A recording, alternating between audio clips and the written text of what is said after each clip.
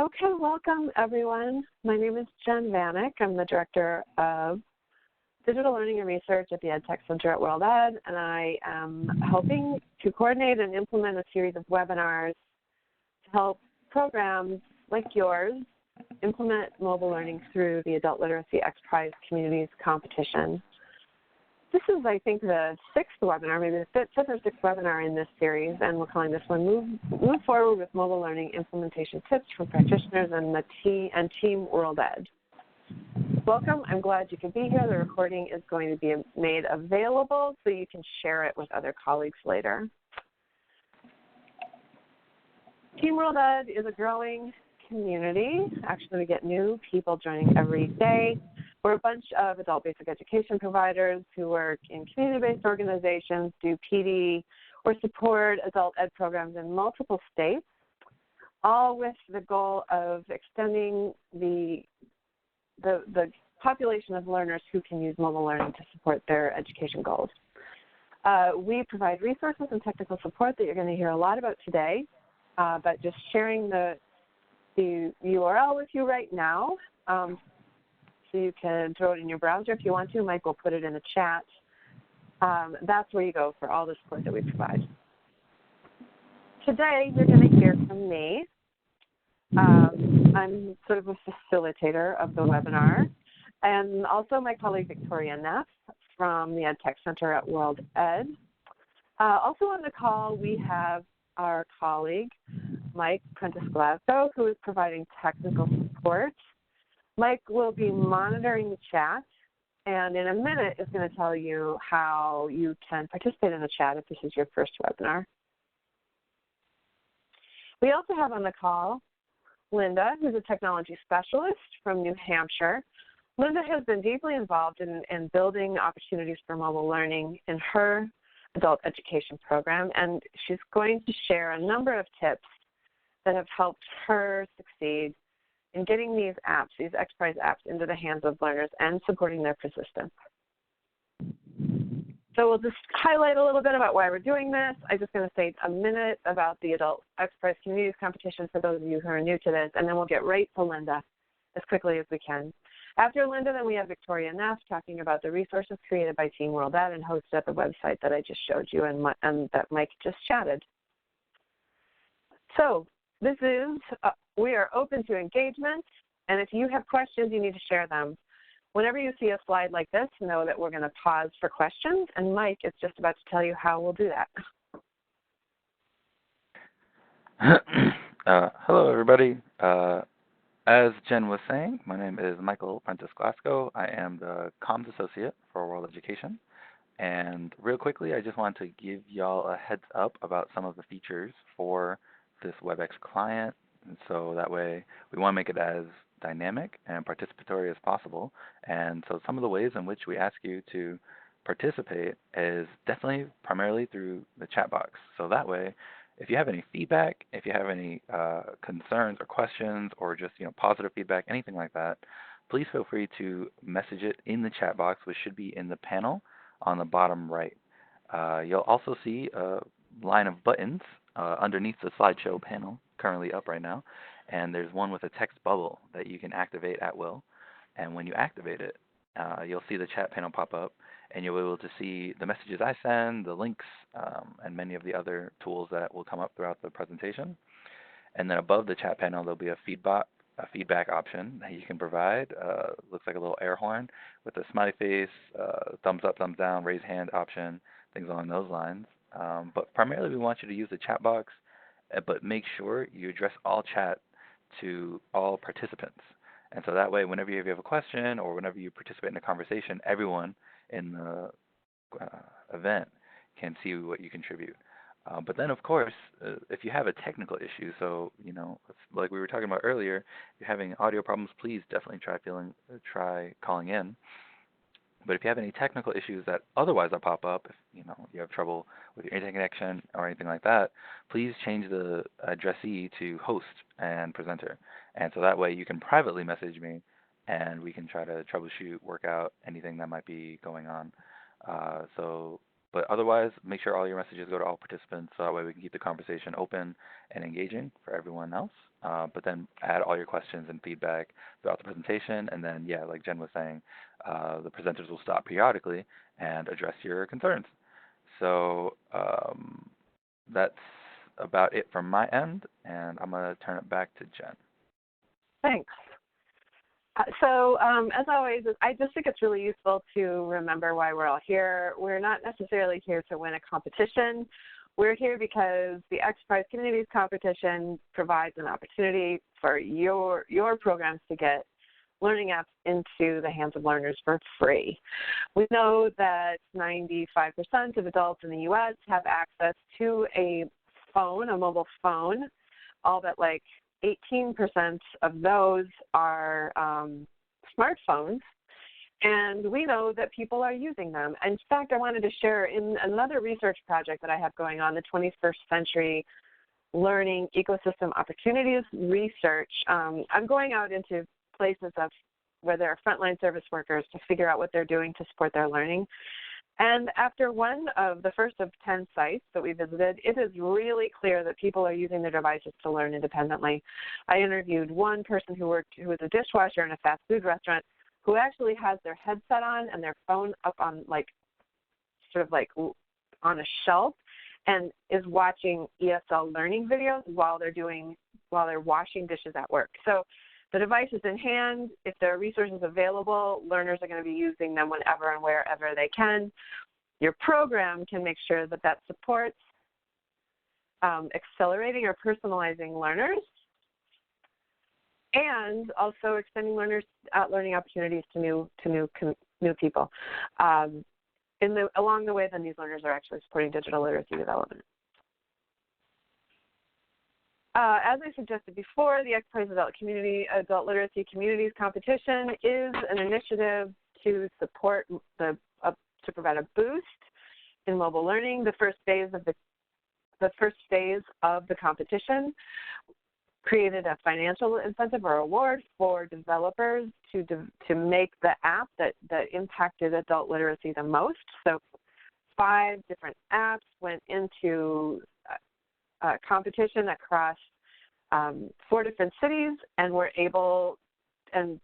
basically there was a race to see who could get the most apps out there and then who had the largest process gains.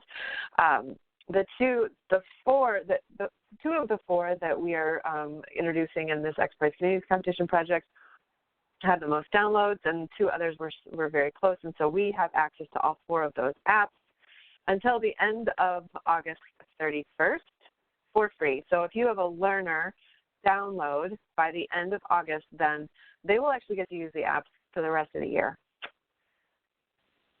A little bit more on this. So these are the apps that are available.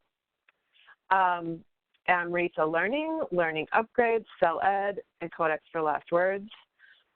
You can check out any of these apps to hear more information about the actual content on the apps, but you can do that by going to our website. You'll hear about a couple of them today. You can also access our past support webinars where we talk about each of these apps and provide some examples of their implementation. Good to know is that the apps are designed, and the competition is designed to get learners to use the apps on Android devices. If the learners access the apps on an Android device and use the code TEAMWorldEd, our team will get credit for the download. Now, just using the app once won't count. The learner actually has to download it and then use it on use it 3 more times, basically. I think it might even need to be like on 3 consecutive days in order for us to get the credit. That's called a conversion. A couple of the apps are also available on iPhone. I know Learning Upgrade and Cell Ed are. You should not turn a learner away if they only have an iPhone. If they only have an iPhone, direct them to those 2 apps. But there won't be a code because we can't count. Well, they have to use a code to get in, but we can't count their participation. Any more questions about the actual competition? You can get answers to by visiting the website or by contacting us. Okay. In fact, you can ask a few questions now if anybody has a question.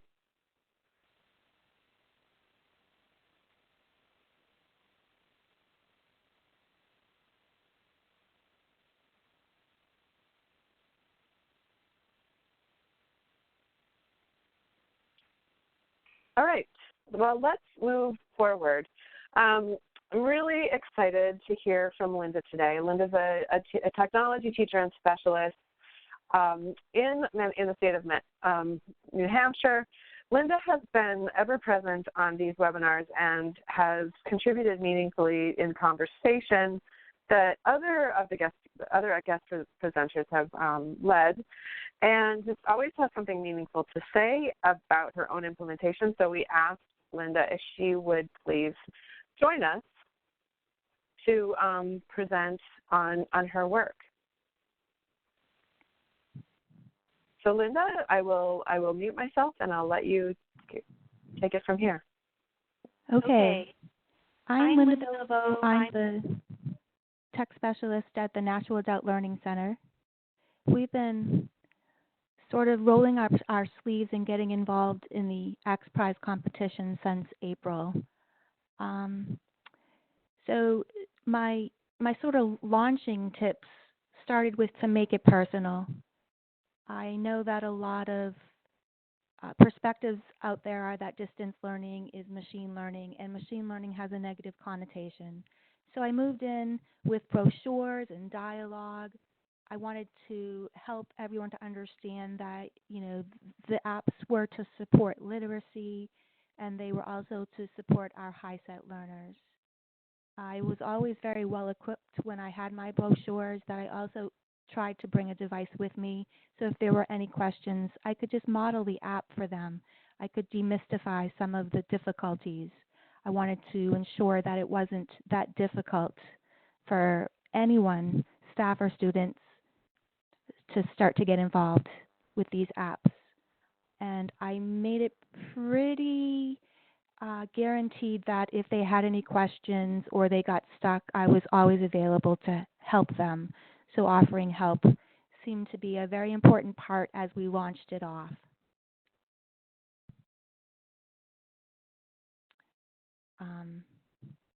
And then we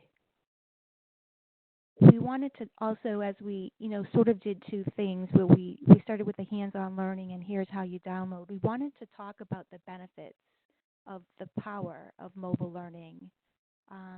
I felt as if I needed to be a cheerleader of sorts, and the things in the bubble became my script.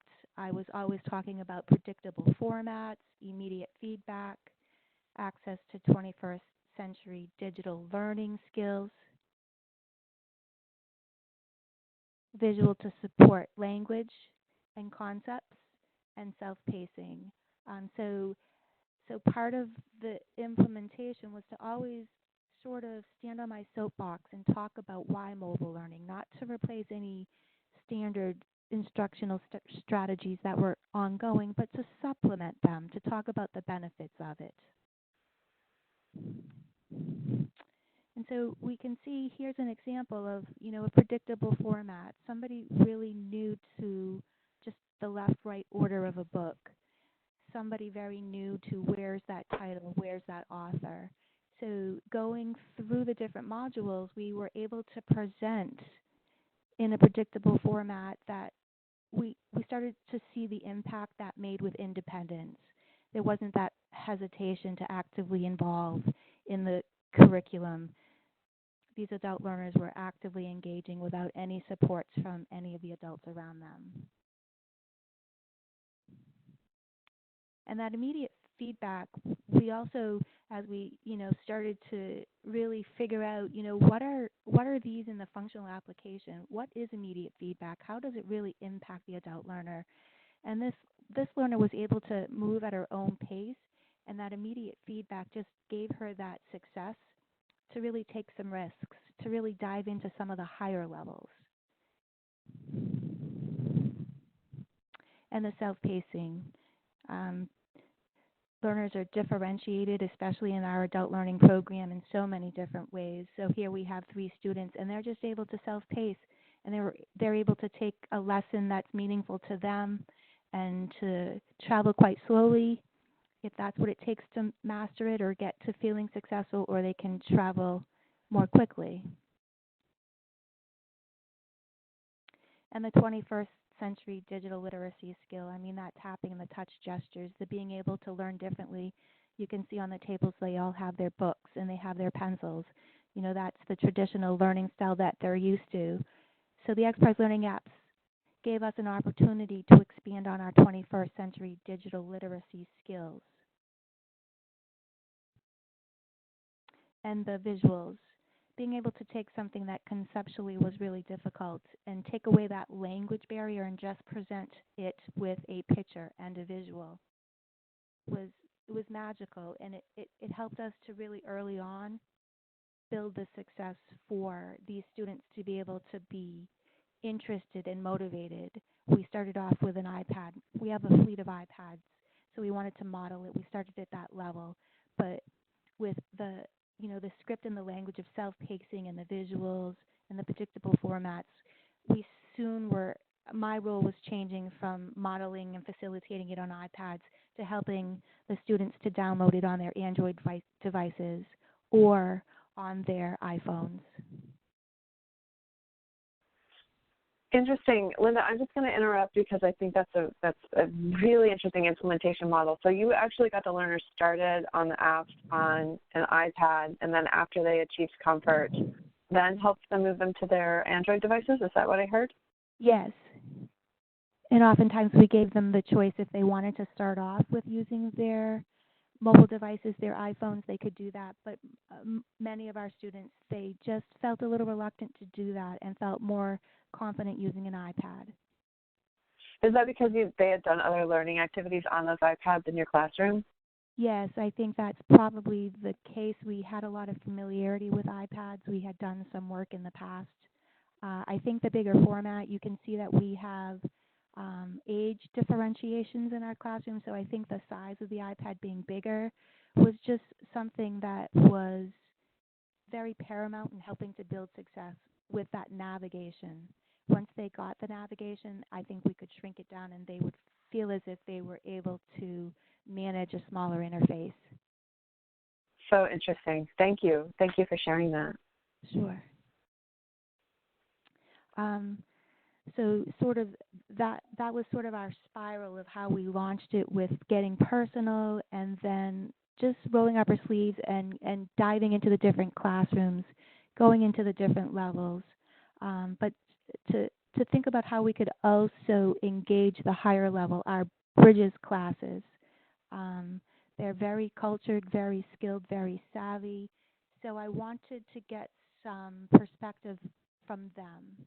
I wanted to collect, because I wanted to know what it was like from that operational perspective and that functional aptitude perspective. So I gave the Bridges class a rubric, and we sort of let them explore two apps, the Learning Upgrade and the CellEd app, and let them sort of feel it out for the very first time. What was the relevance to them? What was the customization? Was that important? Did it matter that they could jump around with a different lesson? And then the feedback, was the feedback specific enough to them? Was it not providing the feedback that they could benefit from? And so and the usability, I was definitely wanting to get the learner's perspective. We have a pretty interesting dynamic at the National Adult Learning Center. So I think it might be fair to say that if we got some of their perspective, it would be fair that it would be a general perspective, that all of the students would have some similar experience with it. They all scored high. They all really liked it. They really were highly motivated and very engaged. So I was building my confidence to be able to launch it to some of our basic level classes based on this feedback, based on this rubric that I got.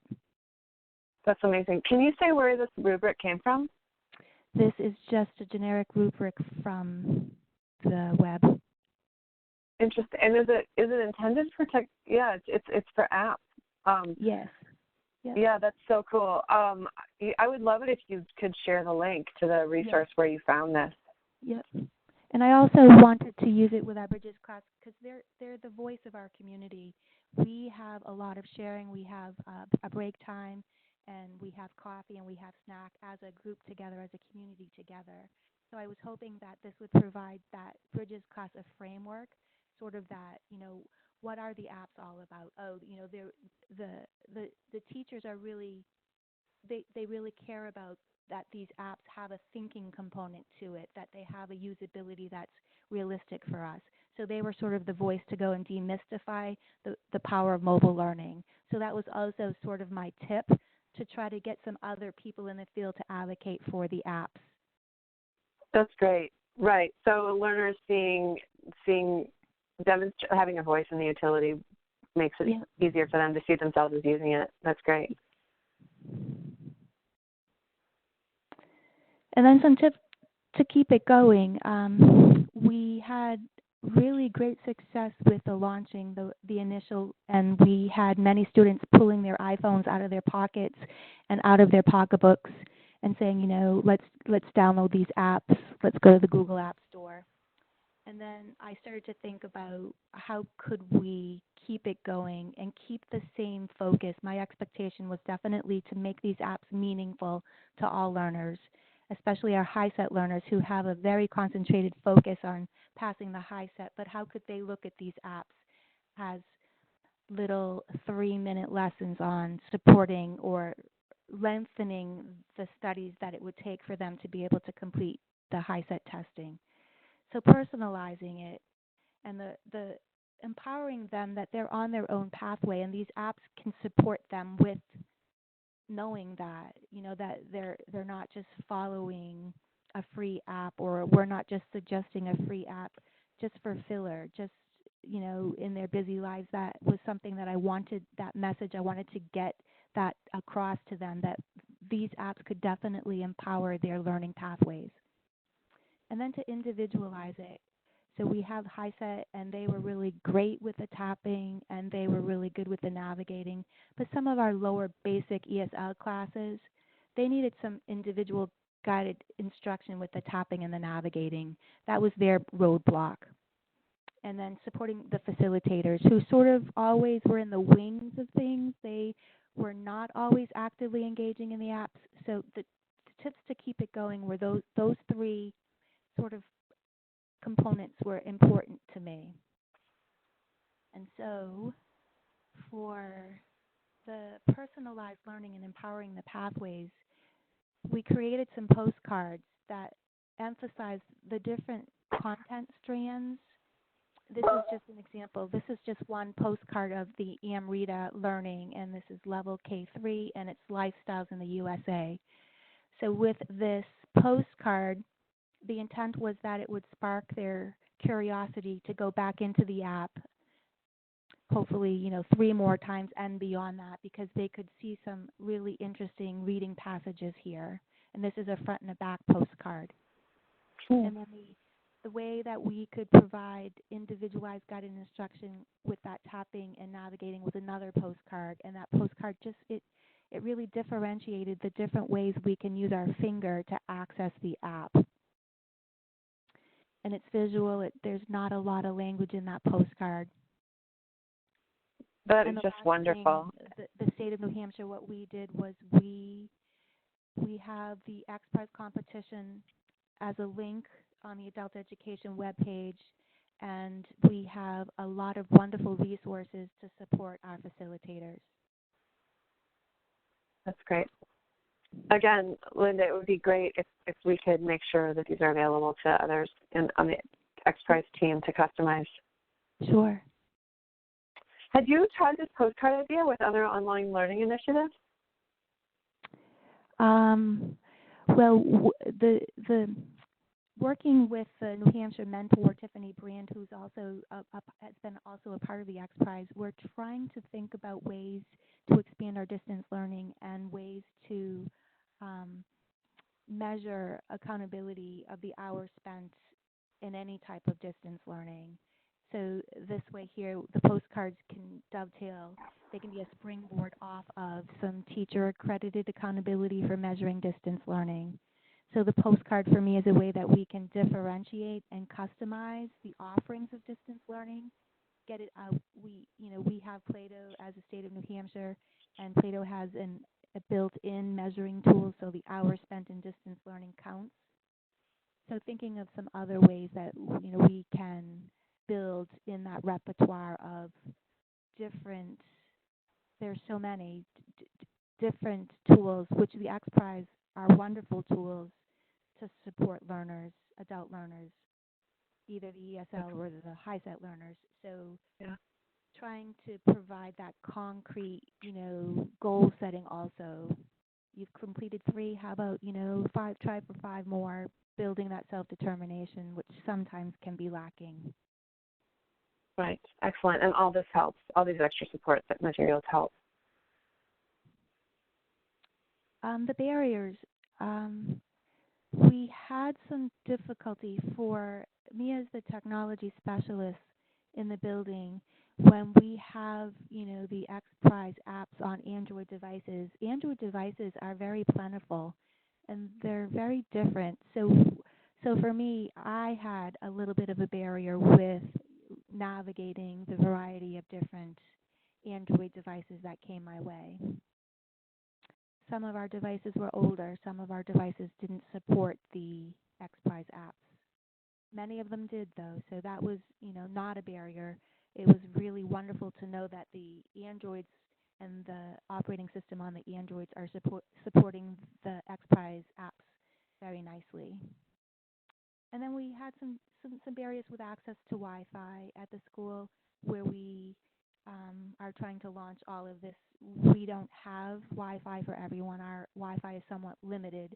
So that was a barrier. It was nice to identify that as a barrier, and for us as a center, how can we do that differently? How can we open up Wi-Fi to everyone?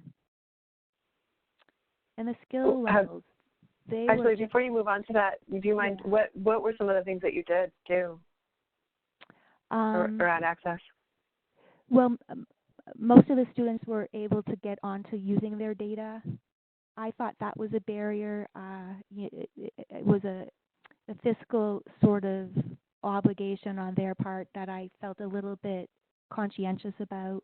And then for some of the others who had a track phone type of Android, I just was able to get them onto our Wi-Fi. Okay, great, thanks. Yeah. So some of the things going forward are, getting some hot spots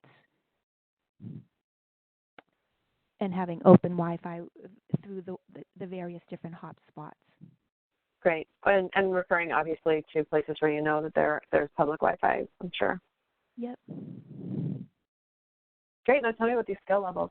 And the skill levels, we just had a plethora of different skill levels. So oftentimes, what can be a barrier, what starts off as a barrier, ends up as a strength. Because we had such varied skill levels with the cognitive learning via mobile apps, as well as the physical motor of tapping and gesturing, we just had a lot of different skill levels. And so it provided us with the opportunity for all teachers to roll up their sleeves also and get involved and to try to help out. So we would be 3 strong in differentiating those varied skill levels so that we could try to quickly move to getting them to an independent level. I think we broke through those barriers. I'm really, really, really proud to say we worked really hard. I'm so proud of the team that I worked with to try to narrow those skill levels. But early on, the first couple of days of launching the X Prize apps, the skill levels were a barrier. Right. I'm curious about this. I'm wondering, you said it was a team effort. Did you actually double up facilitators in the first time you were introducing learners to apps? Does that be like what you had to do? As a sort of a technology teacher, there's often times where I would just provide the instructional strategy for the class, and the teachers would sort of stay in the wings With the iPad apps, I think when they, being the teachers that they are wanting to help and bring success, when they sort of saw some difficulty with skill levels, they jumped in. So they incidentally, it was baptism through fire, so they became active engagement facilitators in the classroom, which was wonderful.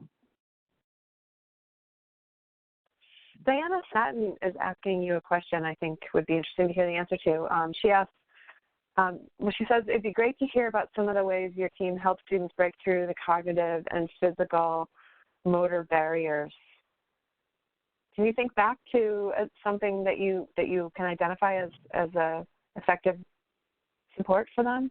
We provided them with as much frequent direct instruction as needed. So we would go in again. So the focus of the lesson would become the Learning Upgrade app one more time, and we would provide hands-on direct instruction, as well as we would be able to introduce some of the other apps at the time so that we could differentiate instruction. We could scaffold that difficulty, work more closely with those that were struggling cognitively, and then also we could have that self-pacing with the higher level cognitive students in the classroom. They could move on. And part of their difficulty was just with navigating to the next lesson. So once we got them to learn how to jump ahead or skip around, they were on their way, they were independent. We could spend some of our time back supporting the student who needed just more support with the cognitive part of it, knowing where to tap, knowing how to tap. The immediate feedback was really key to rapidly developing skills with the lower levels. Mm-hmm. Yeah, that's great. And maybe also those larger iPads for your learners who had less prior experience with devices. Interesting. So we have some time for those of you who are in the webinar to consider what Linda has shared and ask some questions.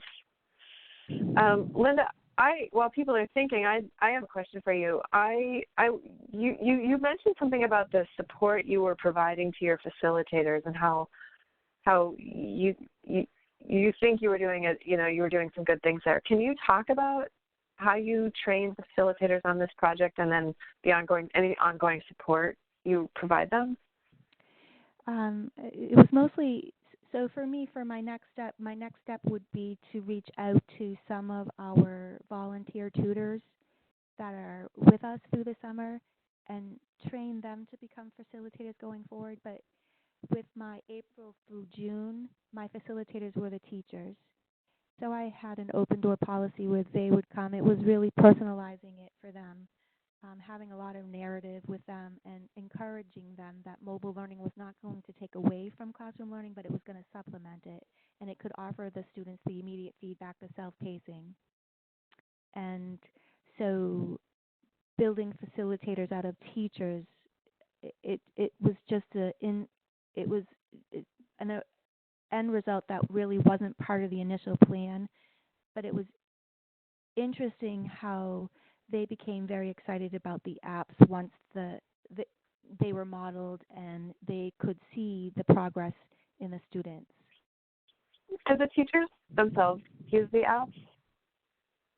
Yes. Yeah. And so part of the process of teaching students how to download the apps, it was, the teachers became part of, they are all at different skill levels also, so that they would partake of that training and they would download an app onto their phone. Right. Great. Did most of your questions from the teachers come while they were engaging with the app as a learner, or after, was it around the actual functioning of the app, or was it around implementation? There were a lot of questions. I think there were initial questions about, the purpose of the app and how it would be helpful to spend technology instruction time using an XPRIZE app. So we started to just talk about, the meaning of it and, the learning upgrade and how much singing is involved and is that a good thing and does that support language development. So really having really good heart-to-heart conversations about the andragogy of the app with teachers and sparking their interest and then bringing it into the classroom and they already had some interest in it, so they would help to go around and facilitate as much as they could. And then if they had a question, they would ask a question. How do we get to the next level, or how do we, move beyond the initial login, the sign up? Those questions, those questions were pretty difficult for all of us. The login learning upgrade was you sign up, then you log in. So getting the rhythm of it and getting the sync of it and getting familiar with the way that the app behaves was something that I was greatly appreciative of. The success of it was based on our success as a center to all be facilitators in the process. So your examples about Learning Upgrade have been great. It sounds like that's the app that you were encouraging most, or maybe people were asking for first. Were there any other apps that you started to support or are currently supporting? We're supporting all of them. I wanted to be really careful to support all of them. It's just with the initial launch of the navigation and the being able to, we had some limitations, so we could only model them on the iPads. But it was always part and parcel with being able to say anyone else who wants to download them, we have Amrita, and marketing Amrita has the wonderful reading passages that it has, as well as Lost Words of Atlantis, which we just struck gold with different learning profiles. So the brochure, it sort of gave a synopsis of, this is the app if you like gaming, this is the app for reading passages, this is the app for texting, and let students be self-directed in selecting which one. Learning Upgrade it seemed to level the playing field with the language component. So when technology integrator is integrating a technology lesson, there's that language barrier. Technology vocabulary is multisyllabic. It's more challenging. So Learning Upgrade seemed to take away a lot of that language piece. So I could point to it. I could put it up on our dock camera and put it up on our smartboard, and I could show them the way to do it without a lot of language. Learning Upgrade, just the interface lent itself better to that kind of technology strategy. Had a lot of people really liking Cell Ed, modeled it once or twice, and then the students took off with it. So gaining independence, I can say, was a really wonderful outcome for the majority of the students at the center. And what is the user profile of the learners who are drawn to Amrita? Or sorry, to Codex, the game, the Quest for Last Words? I'm not so sure of the dynamic of the learner. I just think that it's somebody that maybe wants a little more of that Las Vegas effect in their learning. A little more bells and whistles to it. Yeah. All right. So maybe a little bit more tech savvy. Maybe somebody who is a gamer. Yeah. Okay. Are there any other questions? Linda's generously answered all of mine. If not, know everyone on the call that I'm going to be reaching out to Linda to see if we can see samples of all of the resources that she mentioned. And so hopefully we'll be able to provide them as examples of work that you could do in your own site very, very soon. Okay, next up, I would like to welcome my colleague Victoria Neff, who, along with Mike, are making sure that the resources that are developed in support of Team World Ed are available to you and kept up to date. So I thought it would be nice if Victoria could jump on and do a little tour of all of the resources that are here, just in case they've changed since the last time you were on the site, or and actually then too, as she's talking about these things, make note if these are things that you've used and customized. We would love for you to chat about your experience and about what you did. So basically tell us, as we're talking, which of these resources you've actually used and how you customize them. That'd be amazing. Victoria, welcome. Hi. Can everyone hear me okay? Yeah, sounds great. Awesome. Apologies if there's a little bit of ambient noise. and I'm really excited to share with you our site and go through how it's organized and where you can find resources, and of course, as Jen said, get your feedback on what has been helpful and where you wish, what you wish.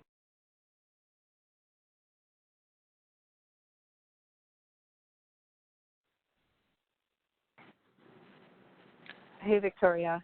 I'm not sure if you realize this, but your mic has cut out.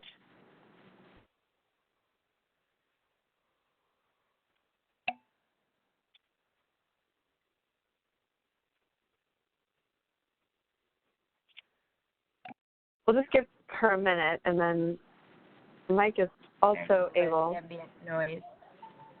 Oh, cool. Hi, you're back.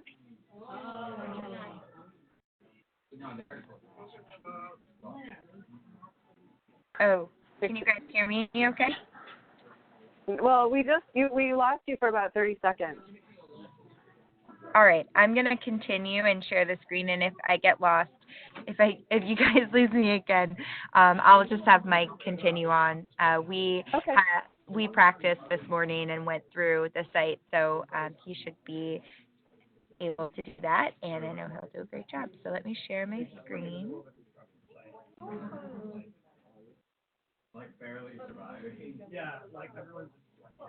Great. So this is our website, which many of you are familiar with. And just in case you forget the URL or you can't access it, you can get to the site by just going to our homepage, edtech.worlded.org, and scrolling down to the bottom and clicking on any of the text that you see here with the banner.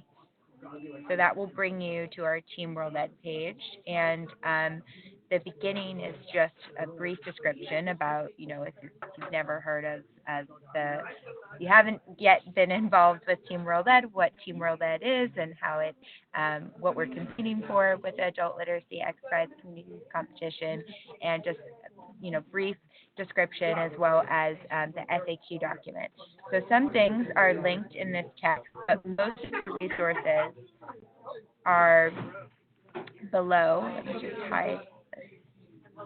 Are below in this accordion of resources. So you click this little plus sign to open up to the different areas where resources are stored. So it's organized by category, and each section has a number of resources that you can adapt. Most, in fact, almost all of them are in Microsoft Word format, so you can adapt them as needed.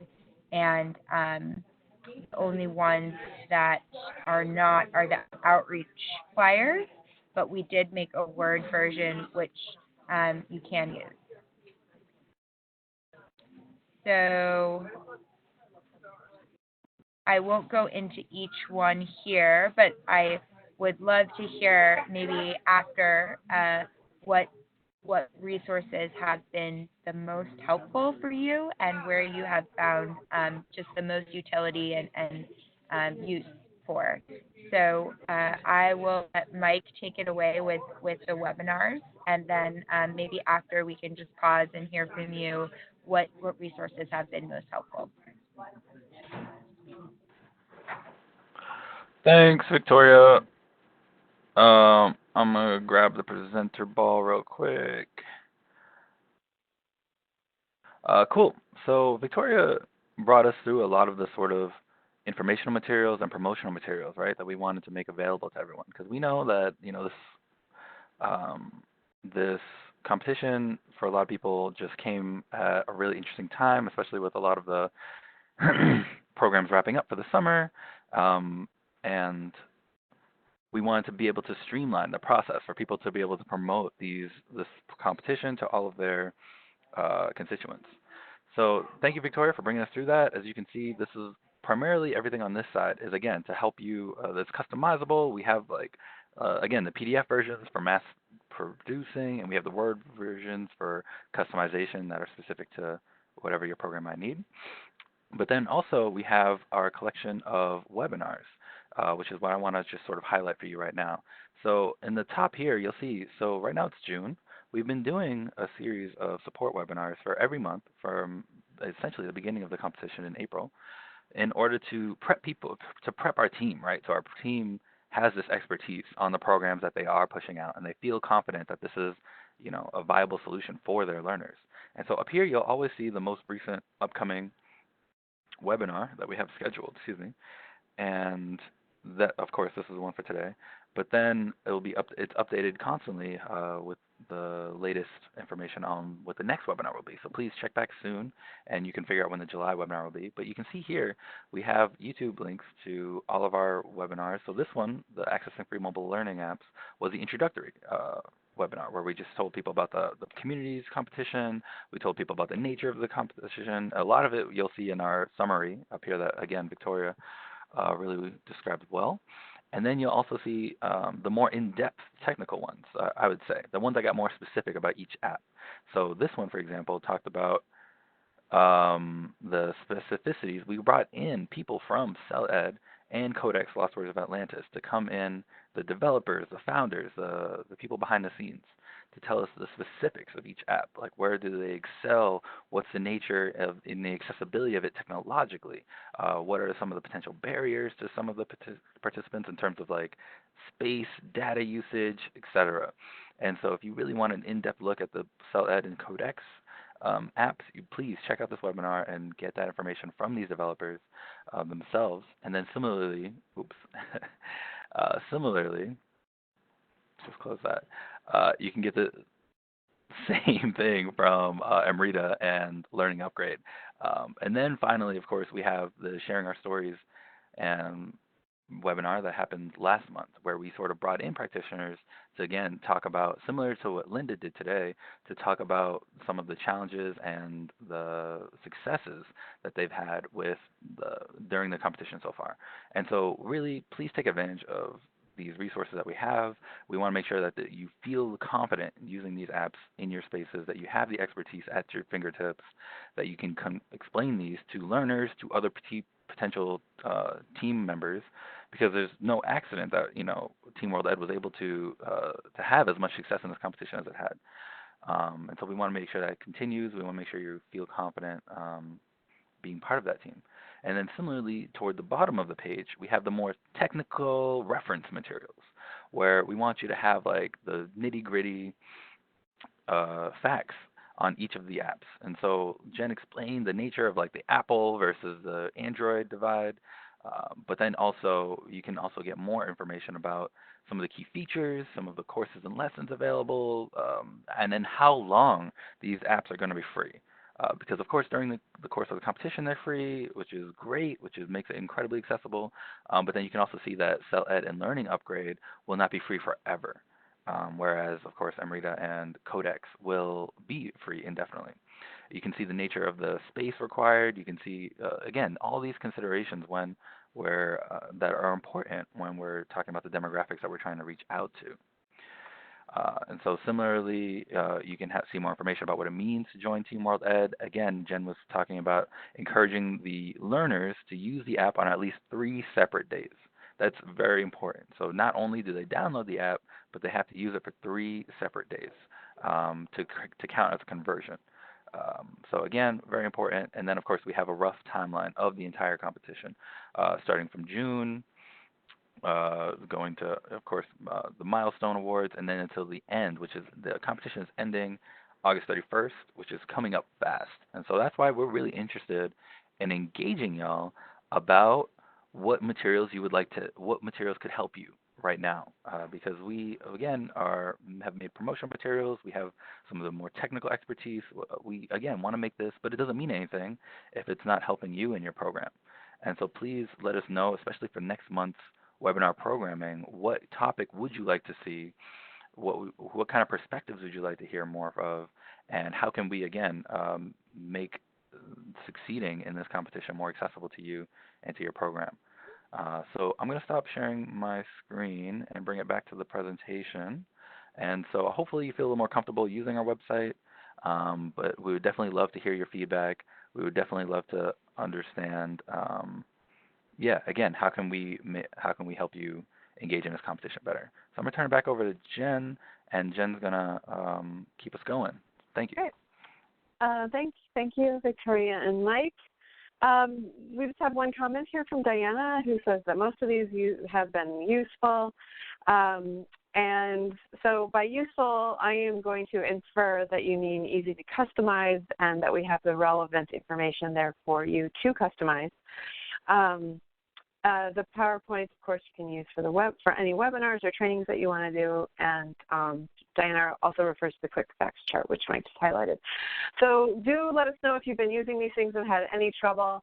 I want to tip my hat to Glenda Rose from Texas, who wrote back and let us know where we were falling short in terms of accessibility. So these have all been redone and meet accessibility guidelines. So you can feel confident sharing them with a broad community of professionals and learner and teacher volunteers. But let us know if there's something else that you need from us or any way these documents could be reformatted. And don't forget the FAQ. You can reach out to us, but definitely go to that FAQ at the bottom of the accordion menu, and that'll get you to more than us than just sending one email. Will several people are monitoring that recipient function. Any other questions? Let's see, there are actually a few things trickling in here. Diana again suggests that hearing from more folks like Linda on implementation would be good. We do have one more support webinar, Diana. We could definitely do that. I would also encourage everybody to check out the previous webinars. Each has had at least one practitioner talking about use, so those recordings are also available. Also, another question, is there an example of how teachers integrate the use of apps into class aside from onboarding them or giving them time for self-study? I don't believe that we have any instructional support materials that provide that kind of detail. Actually, one of the things that excites me about this competition is that we will be able to then turn to the community of practitioners who have been using these free apps and capture stories about the way they've been doing just that, Diana. I know from Kathleen O'Connell from World Ed, who was the very first presenter in the first implementation webinar. Kathleen talked about how she uses these apps in class and to support blended learning that happens both in class and out of class. And she actually dedicates time, a specific amount of time for the use of the apps. For learners to work at their own pace, but then also occasionally uses it to support differentiation when she needs to support the needs of learners who might vary. So she could set up stations, like in a blended learning station rotation model, where maybe the teacher is working with like 3 or 4 students who are known to share a similar learning issue. The rest of the students in the class could be working on the app.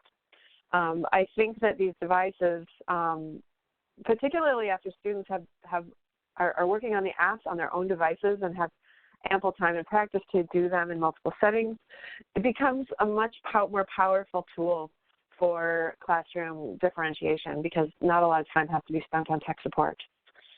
Let's see. If others have ideas and want to quickly chat them, please do. I'm noticing a note from... Oh, go ahead. Did somebody unmute? I was just going to, this is Victoria. Hi. I was just going to add to that. One thing that I've seen, I haven't seen this with any of our programs and partners using the XPRIZE, but something that I've seen in other programs that are integrating mobile apps into their instruction is using the app for dictation. So they'll like hook up speakers to their computer or even to their mobile phone, and play a dialogue or play something from the app, and then use that for a dictation activity. So that's just one example I thought I would throw out. That's so fascinating, Victoria. So teachers are using them to actually, like, as a resource for whole group instruction also, but just using their own app. That's really interesting. Right. Great, thank you.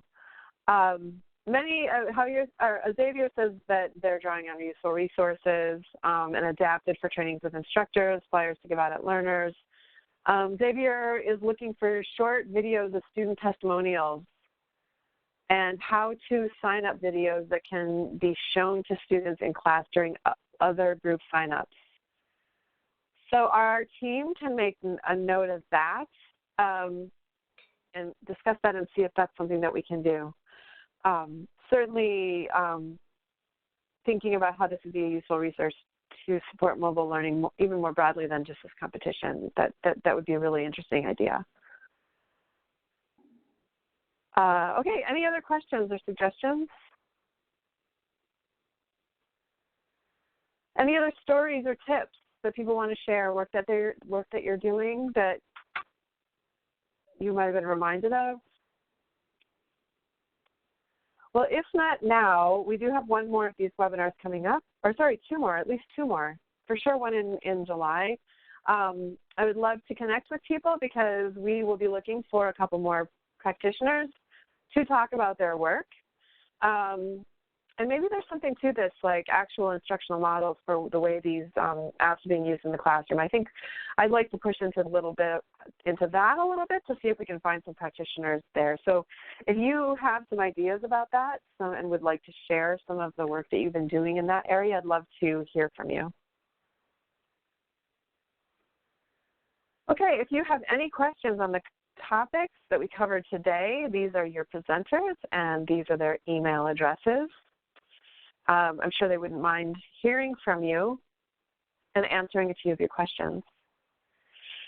Again, if you are listening and are not part of Team World Ed, this is how you join. It's bit.ly/team_world ed. And this is how you get on our list of communication for updates to the website and for notification of webinars. Again, don't forget, have your learners use this code, and you should use the code too if you haven't downloaded the apps to check them out. You should also use the code and so that you can get the apps for free. The next Team World Support webinar, I'm thinking this is actually webinar 6. I think this might be an error.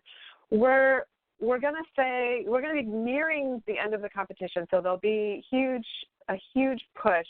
I actually think this webinar is scheduled for mid-July, but I need to get the date in here. So look for more information about the next webinar and a little description of what we hope to cover, perhaps as early as attached to the recording that we'll be sending out of this webinar. Thank you, everybody, for joining us. We look forward to hearing more from you, your questions, anything else you might want feedback, if you want to give us feedback on, and have a good weekend.